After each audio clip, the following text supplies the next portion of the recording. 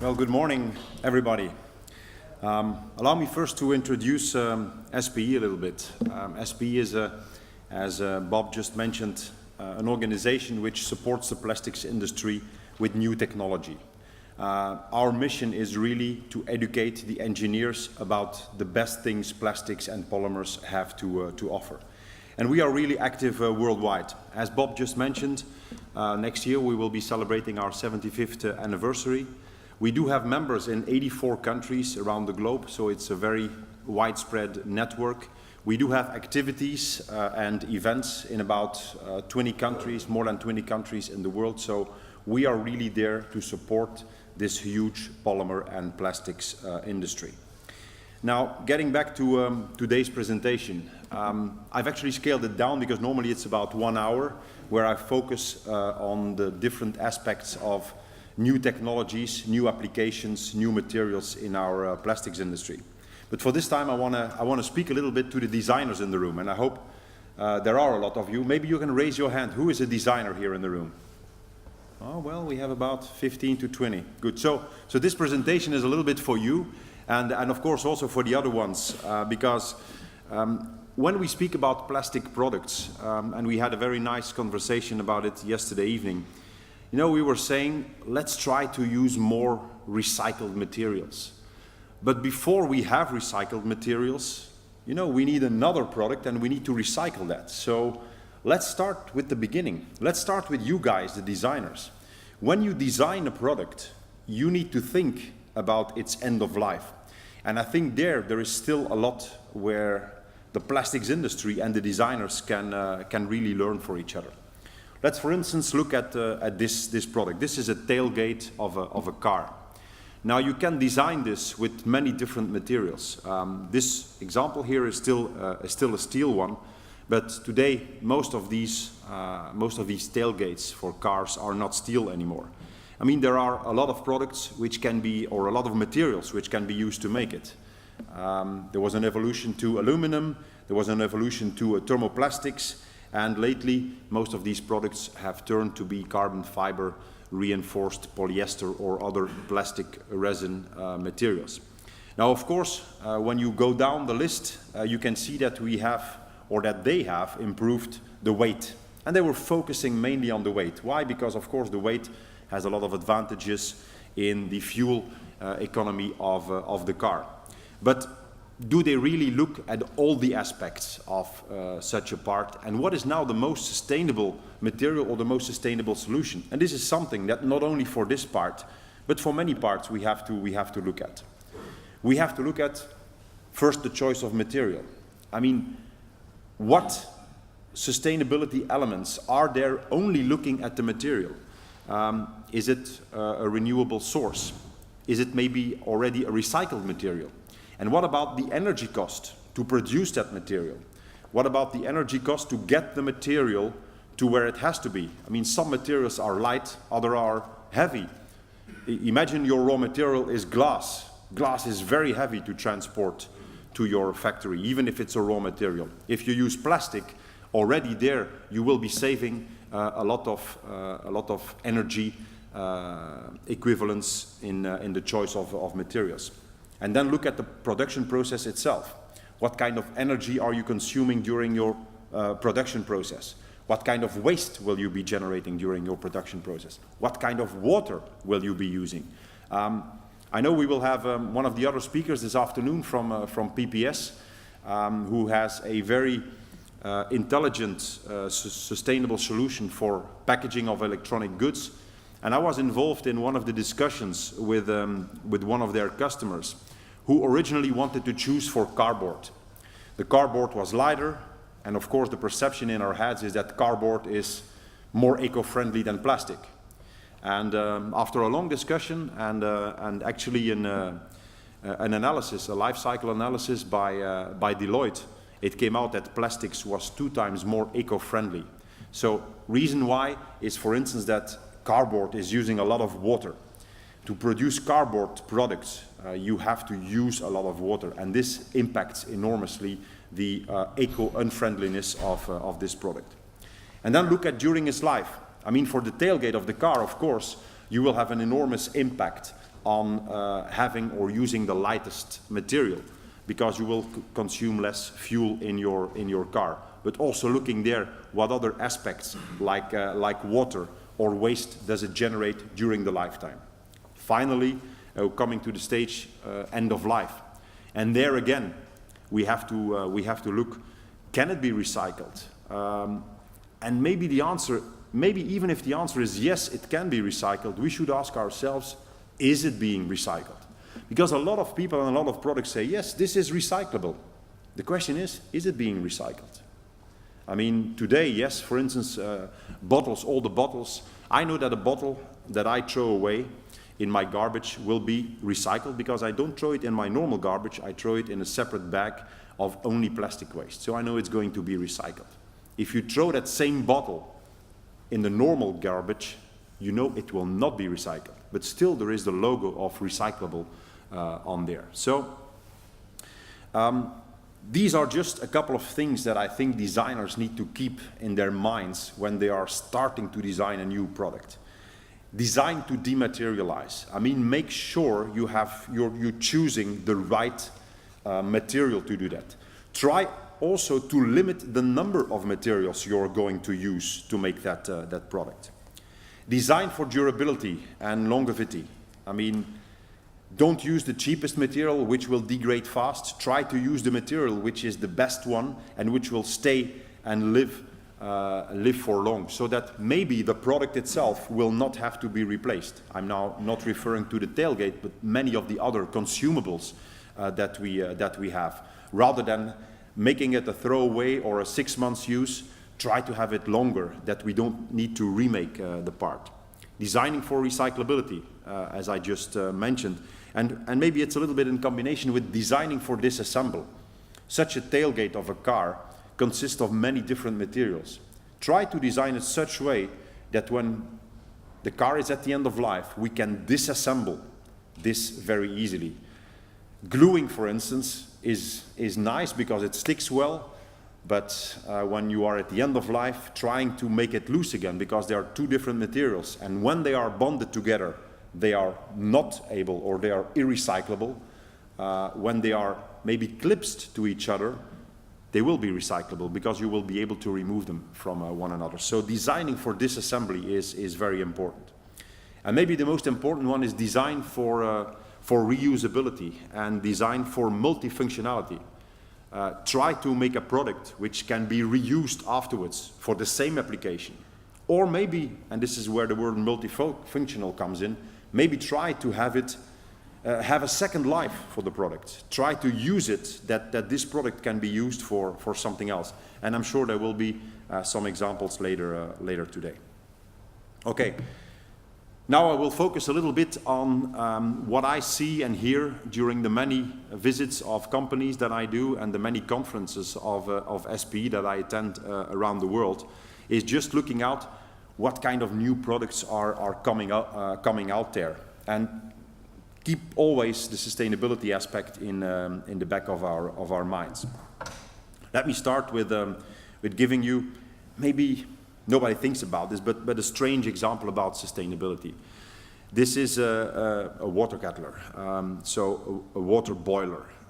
Now, you can say, okay, what's important for that water bottle when you speak about sustainability? Well, you can say, okay, we're going to see what kind of materials we use. We're going to try to design it for disassembly later, so that these materials can be reused again or recycled again. And of course, the technical efficiency to heat up the water. I mean, of course, you want to be as energy efficient as possible. Now, that's all very good, but you know what the biggest problem is in this kind of product? Well, as an example, here in the UK, we know that 65% of the people overfill their water boilers. Now, if you overfill your water boiler, you're going to use the same energy because you need to make it boil. So you're going to use more energy to boil water for water that you will not need. And this is the biggest sustainability element or sustainability problem with this water boiler. It's not the material. It's not the energy efficiency to boil your water, it's the fact that people are putting too much water in there. So maybe you might think of designing a water boiler which just fits 1 cup of tea. And you know, they made a calculation for the UK alone that all the people in the UK who overfill their water boiler, the energy consumption per day equals the energy consumption of all the streetlights in the UK for 1 night. So you can imagine what big impact it has. And then we as material engineers, we can say, yeah, you need to use this or that material. Doesn't matter. I mean, there are a lot of other elements where you need to look at. And let me give you a little bit a first or a couple of glimpses of products that will come in the future. This, for instance, is looks like a very simple polypropylene injection molded flower pot. But it's not so simple as it looks like.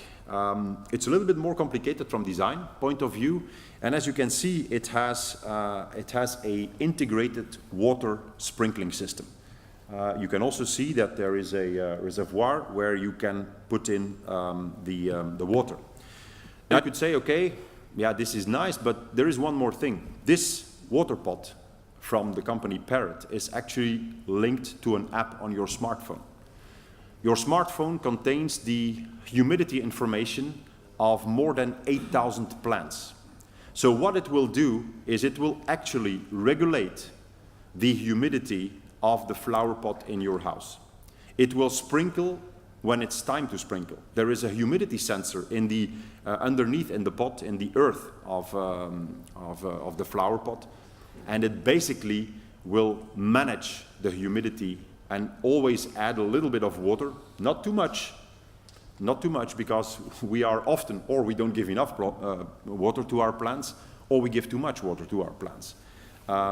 Now you've seen the reservoir, don't worry, you'll get a message or an alarm on your smartphone to inform you that the water reservoir is empty and that you need to refill it again. So this is just an example of how connected plastic products will rise in the future, and we will see more and more of those. And many of them will help a little bit to be or to create a more sustainable future. This one, for instance, by saving water. But let's look a little bit at a couple of more examples in our households. I mean, I'm still of that generation who used to go to the grocery store with a list. Mostly the list has been given to me by my wife, and I go shopping. But this will soon be over.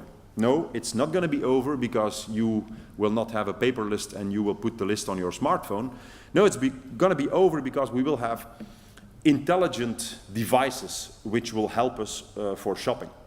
This refrigerator, which was also introduced during the CES show, the Consumer Electronics Show in Las Vegas earlier in January this year. What's special about this? Yes, of course, you can see a very high energy consuming kind of tablet, iPad screen on there, but it's not about that. This refrigerator is an intelligent refrigerator. Inside are three cameras which take a picture every time you open the door of the refrigerator. So after some weeks and months, the refrigerator starts to recognize, because this is equipped with software, recognizable software. So the refrigerator starts to know what you're eating.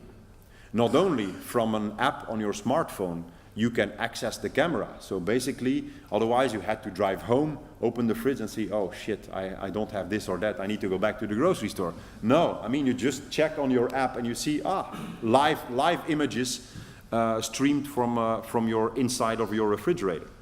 Not only that, the refrigerator starts knowing that, for instance, you're eating 3 pots of yogurt a day, and it knows that you're buying a pack of 8. So it will start making your shopping list. I mean, it will start telling you, hey, by Friday, you're going to need this and that and that and that. So again, products are becoming more intelligent. And again, it helps a little bit because one of the biggest energy inefficiencies of a refrigerator is the fact that you open it just to look what do I still have and what do I need? Yeah? And it's a lot of energy which gets wasted. So only by having these cameras, it will help not need to open the refrigerator. Some other examples where companies like Tupperware are working on, and it's to build intelligent food containers. This here is an example of of the first prototypes and test setup they made to capture weight in a food container. Imagine your wife wants to make a pie and she's at work and she says, I'm not sure if I have enough sugar in my kitchen. Well, very soon the sugar pot will also be linked to her smartphone, and she will know that she has exactly 226 grams of sugar in the kitchen and she needs 300. So she needs to go and buy some sugar. It's possible that it will not be weight that will be measured, but volume, by integrating volume sensors in these plastic containers. And again, this is only possible with plastic. It's going to be very difficult or impossible to have that in glass or in metal containers. Now, I'm someone who's traveling a lot, and from time to time I take my family with me, and I will be honest, unfortunately, when we get back home and we open the fridge, there are some products which are over time, which are rotten, which we have to throw away. We all know that one of the big sustainability issues for the future, seeing the growth of the population, will be food. I mean, we need to try to preserve our food. Well, we are today trying to develop new plastic products which will help us for food to rotten. No, not because they have some special technology inserted which will help them to keep the fruit fresher. No, because of something different. What you see here is a test of, well, that's only a carrot, which is linked to some electrodes. And this is just to show you that every vegetable, every meat, every fish has a certain conductivity or a certain electrical resistance. And you can see this here. Actually, the red curve is the line of the electrical resistance. And you can see that it changes. It changes from the blue line until the green line. Before it's more or less flat, afterwards it's also more or less flat. So what did we find out? We found out that every vegetable, every meat, every fish actually changes its conductivity or its electrical resistance when it's at the maturity phase. Once it starts rotting, again, the electrical conductivity remains more or less the same. So this has initiated actually companies who are now looking to make use of conductive polymers, which are widely used already in the industry, and combine this with color-changing pigments. Pigments which change color when they have a certain current. Now, imagine you have your chicken, and the chicken is in this white pot, and suddenly the electrical conductivity of the chicken changes. Why? Because the chicken is getting in a rotting stage. Well, you will have a change of color of the plastic container. So basically, only visually, you will see that the vegetable or the meat which is inside the plastic container has achieved a certain rotting or maturity phase.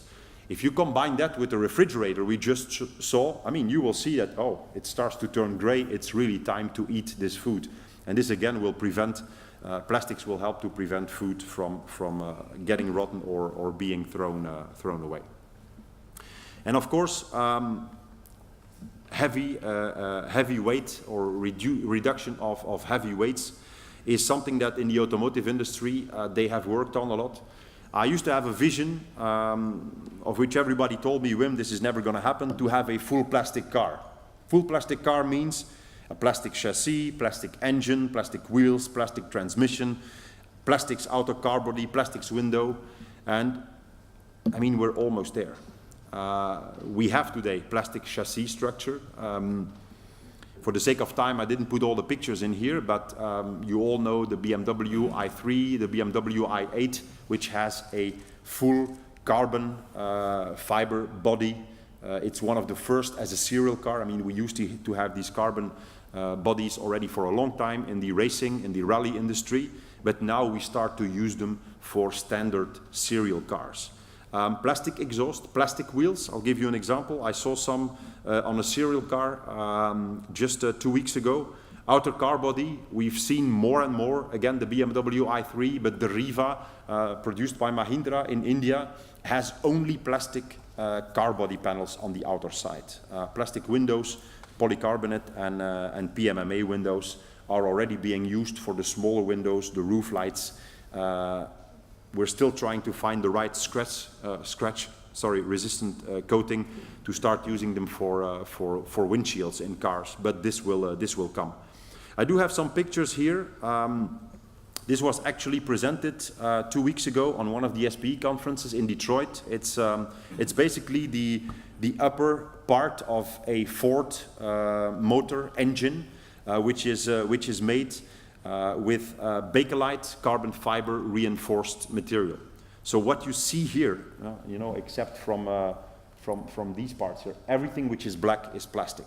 So we're very soon going to have engines, and this is a prototype of a full engine, which are made from plastic engineering polymers. I mean, they will be able to withstand the heat and the dimensional stabilities which are there by heating and cooling cycles very fast. This is the Ford Mustang, the Shelby, the new one, and it has standard plastic wheels. These are carbon fiber filled polyester wheels. I mean, normally when you have a tire, it's very heavy to take. I mean, there was no tire on, and there was another wheel there. I was able to lift it with my pink. Just the wheel itself. I mean, the wheel trim here, the black wheel trim. So this is going to come. I mean, I predict that probably from now, 10 years further, half of us are going to have plastic wheels on our cars. Cars will probably look completely different. We start seeing more and more the driverless car. The big issue of the driverless car is not the technology of the driverless car. The big issue of the driverless car is legislation. I mean, it's going to be up to our governments to allow and to find the right laws and the right traffic rules for driverless cars, because they are ready today. They're ready today, and they still look like a normal car. They will not look like a normal car in the future. They will be electrically powered. There will not be a steering wheel. I mean, why would you need a steering wheel? I mean, the car you just will get in, and the car will drive you around. It will take the fastest route. It will know where the traffic jams are. It will tell you how long it will still take you. You will be able to have a coffee, relax with your wife while you drive at home. You can read your newspaper. Oh no, there probably will be no newspaper anymore. That's another story. These kind of futuristic smaller cars will be used in cities, and when you see them, you think, oh yes, this is all very nice. This is something which might come in 20, 30 years from now. These kind of very nice designs. Well, that's not correct. I mean, this one, for instance, already exists. It has been produced. You can see it here on the next picture in cooperation with Chevrolet. Yeah? So these kind of small cars, and you start to see them more and more in the bigger cities, where they are linked to some poles where they can be charged with electricity. And just like you have in London here, you can have these bicycles, and in Paris, which you can use to drive from point A to B and just leave it there. You start to see cities which have these small cars, which you can use or rent for just a couple of pounds and drive from A to B and leave it back there and plug it in again. So be sure this is something that will come in the future. Or let's look maybe at some of the other ways of transportation, and let's look at functionality. This is actually a bicycle, which when you fold it up, it turns into a bus seat. So it's ideal just to come and drive into the city and then take the subway and just relax and sit down on your own bicycle in the metro. Or maybe there will be some other very interesting all plastic-based products like this one. It's called the Amplified Walker. which again has much less material than a bicycle, and it helps you to go faster wherever you need to be. This is just a similar type of product.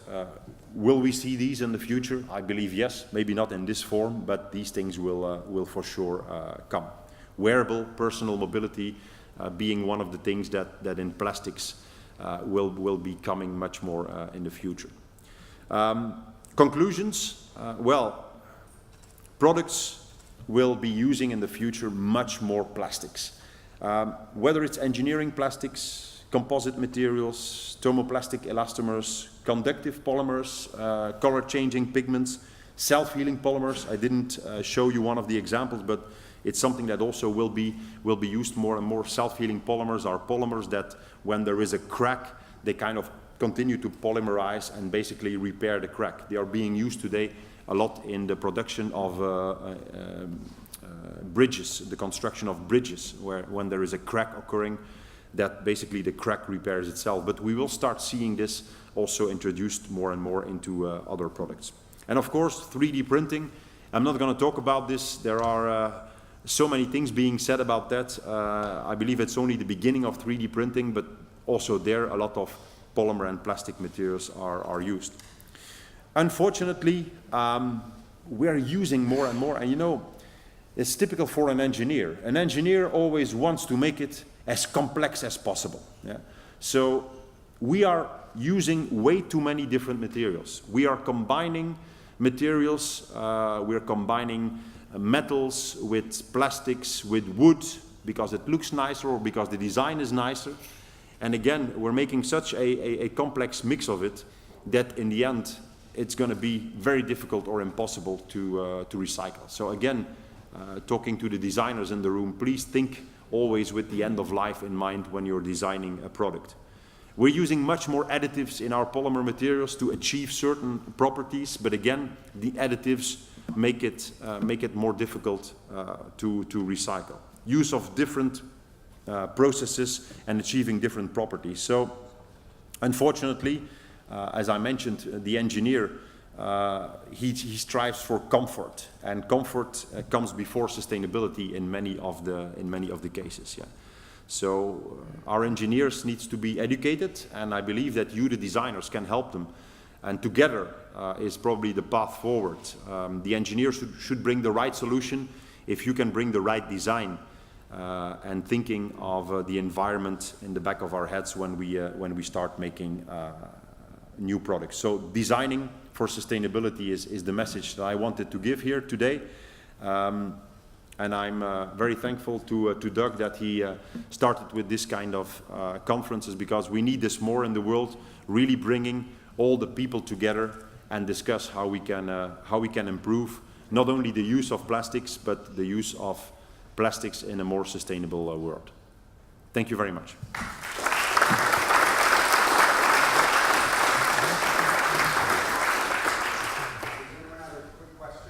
For Wim? Anyone? Burning question?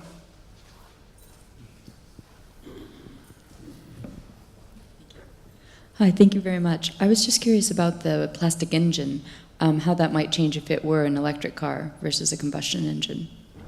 Well, of course, these engine parts are produced for the combustion engine. So not for, when you have an electrical car, you don't have an engine anymore. I mean, you have mainly the batteries. Yeah. This engine part, the main goal of the engine part was to reduce weight. Was basically to replace heavy metal, well, not say heavy metal, but a heavy weighing metal with a lighter weighing plastic material. I believe that one of the big challenges for electrical cars will be to reduce the weight of the batteries. Because today the batteries, I mean, you need a lot of batteries if you want to extend the range, the driving range of the car. And I believe that producing lightweight batteries is something a lot of people are today working on, because it will be one of the elements that will make the electrical car successful. Thank you. One more quick one here.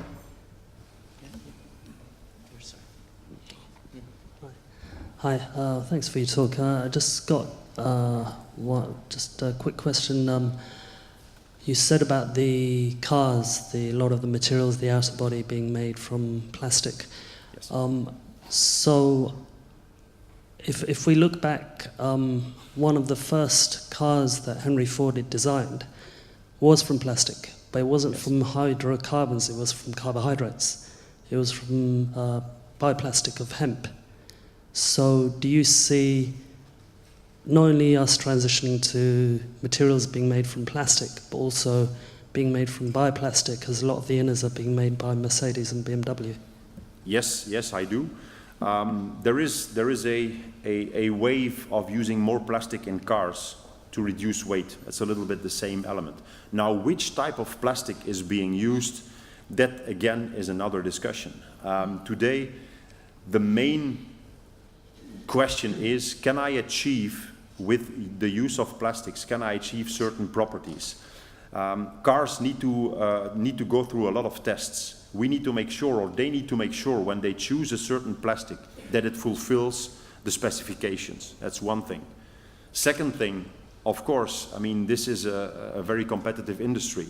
They will look at having the best relation between the best choice of material and the best price. Yeah? So if there will be a bioplastic available, which has, again, the same properties and can guarantee the same properties of the end product, and is in the same price range, I'm sure that most of them will choose for bioplastic solutions. But again, properties and price are things which are playing a big role. And then again, I'm doing the same talk. Think about recycling. Some bioplastics are very difficult to recycle. So also this is something that we need to keep in mind. Some are, but others are not. So it's going to be a very complex mix in the choice of which type of plastics we will be using to produce car parts in the future. Thank you. Thank you.